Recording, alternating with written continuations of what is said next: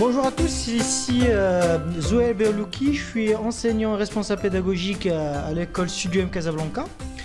Et donc j'ai profité des débuts de vacances d'été pour un petit peu créer cette vidéo pour vous parler du travail freelance et surtout pour les étudiants qui viennent d'avoir leur diplôme ou qui sont encore étudiants, pourquoi pas, dans les mêmes domaines que l'école ou au Studio M, donc ici à Casablanca, que ce soit le design d'intérieur, design d'objets, l'infographie, le multimédia, le cinéma d'animation 3D, donc le film d'animation 3D qu'on fait ici à l'école, le montage vidéo, le son et aussi les métiers de l'image, prise de vue, lumière, etc., etc.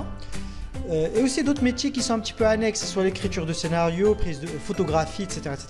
Donc il y a pas mal de métiers qui sont très faciles à mettre en place si on veut travailler en tant que freelance. Alors l'idée de base de travailler en freelance, pour ceux qui ne connaissent pas, c'est tout simplement quelqu'un qui travaille pour son propre compte. Et donc Monsieur Tel, il sait faire par exemple, il sait créer, c'est un bon designer, donc il va chercher des clients, et il va travailler avec eux comme s'il avait une petite entreprise qui cherche ses clients. Donc il va bosser avec eux ponctuellement, et à chaque fois c'est un nouveau client, peut-être même le même, etc. Mais en tout cas différents clients. Et il peut du coup être libre de gérer son propre temps et ses propres revenus. Contrairement à travailler dans une entreprise où on a en général un salaire et une situation, on va dire, un peu plus stable, mais on n'a pas accès à certaines choses, comme par exemple un salaire qui va être évalué selon le travail qu'on fait par projet. En général, c'est un salaire fixe. Et c'est le chef d'entreprise qui profite de ça. Alors, un freelancer, c'est son propre chef d'entreprise. Et qui dit freelancer, il peut après se transformer en une entreprise dont il est le chef. C'est-à-dire faire bosser avec lui des gens qui vont travailler, on va dire, ou à temps permanent ou en tant que freelancer. Et donc, ce qu'on va voir aujourd'hui, c'est ce type de travail, mais pas, on va dire, dans la même ville, ou peut-être même dans le même pays, mais sur Internet, c'est-à-dire dans le monde entier. L'intérêt, c'est d'être toujours connecté avec nos clients en ligne et ne pas être lié à un lieu précis. Comme j'ai mis sur cette photo, j'ai choisi cette photo justement pour illustrer ça. C'est-à-dire qu'il suffit d'avoir son PC ou son Mac connecté sur Internet et c'est tout. On n'a pas besoin de bureau, on n'a pas besoin de se déplacer, on n'a pas besoin de rien du tout. Il suffit d'avoir Internet.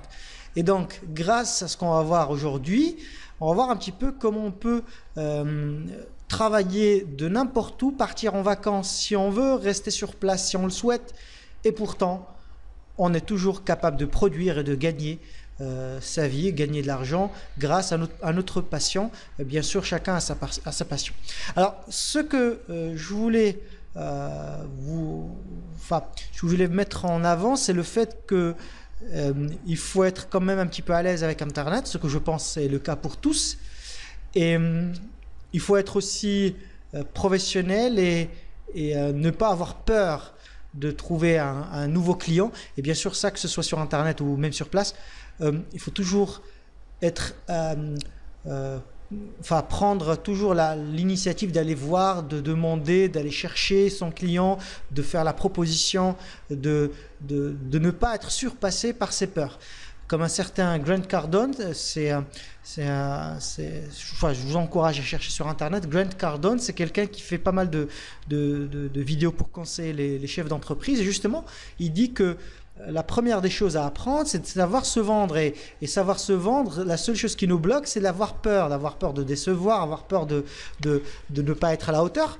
Alors qu'au contraire, si on a peur de quelque chose, il suffit de combler ce manque et d'essayer d'améliorer à chaque fois et de ne pas avoir de faire des erreurs. Si vous faites une erreur, tant mieux. Ça veut dire, le fait déjà de reconnaître une erreur, c'est de savoir, ça va vous permettre de l'améliorer.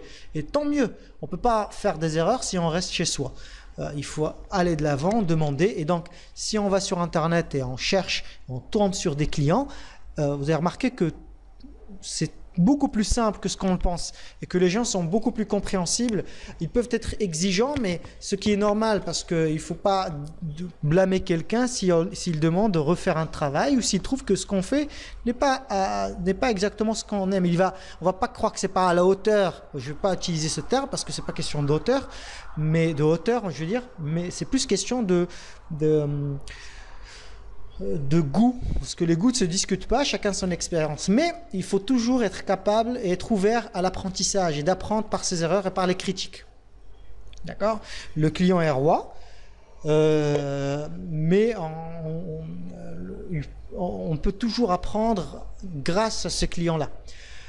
Il y a deux types de personnes. La personne qui pense qu'il ne faut pas qu'elle soit critiquée, qu'elle sait tout faire, qu'elle sait mieux, qu'elle connaît mieux que le client.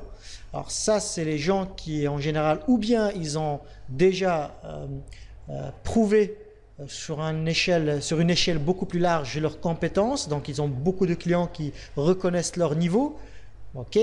Et l'autre partie, c'est des gens qui ont juste la grosse tête et qui pensent que c'est comme ça que ça marche. Donc ça, il faut éviter de le faire. Il y a aussi les autres types de personnes qui sont ouverts. Il faut faire partie de ces gens-là qui, justement, sont ouverts à la critique et ils vont plus apprendre plutôt que de se bloquer devant un client qui va leur dire que ce qu'ils ont fait n'est pas à la hauteur ou autre chose. Chacun ses goûts, personne n'a vraiment raison, on a tous un petit peu tort, donc il faut rester ouvert et ne pas être surpassé par ses peurs et essayer plutôt de les combler par les choses qu'on pense intéressantes. Il y a aussi autre chose, c'est que être freelance, on peut travailler en partenariat avec d'autres freelances, c'est-à-dire un client nous demande de faire quelque chose, on peut faire 75%, le reste c'est pas nous qui pourrons le faire, donc on demande à quelqu'un d'autre de le faire pour nous. Il faut toujours être entrepreneurial, je veux dire, être quelqu'un qui est capable de voir plus large, d'être créatif. Il faut résoudre le problème et ne pas juste le laisser devant nous. Il faut toujours penser à résoudre les problèmes et je pense que tout le monde peut s'en sortir sans aucun souci. Alors on passe au slide suivant. Alors ça c'est voilà, donc ça c'est les sites dont j'ai cherché sur internet. Il y a une erreur au niveau de freelance, donc c'est avec L, pardon.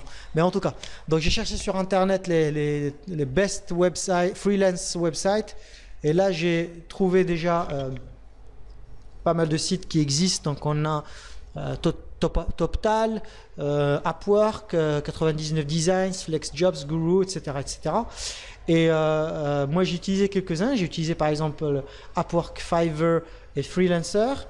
On va essayer de les voir un petit peu tout à l'heure. J'ai essayé de mettre un slide pour les trois, mais je vous encourage d'aller voir les autres. J'ai exprès pas mis les sites parce que à part les trois, mais pour les autres, j'ai exprès pas mis de lien pour que vous puissiez voir un petit peu par vous-même sur internet et de faire juste une recherche Google, parce que même les sites là, je les ai trouvés sur Google, donc c'est pas très difficile.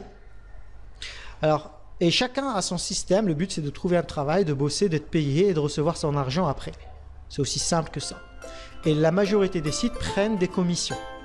2%, 5%, 1%, 20%. Ok? Et donc, ce que je trouve tout à fait normal. Parce que tout le monde doit être payé pour quelque chose. Rien n'est gratuit. Il faut bien l'assimiler, ça. Et donc, c'est comme la taxe qui existe ici chez nous, dans notre pays ou dans tous les autres pays. Ok.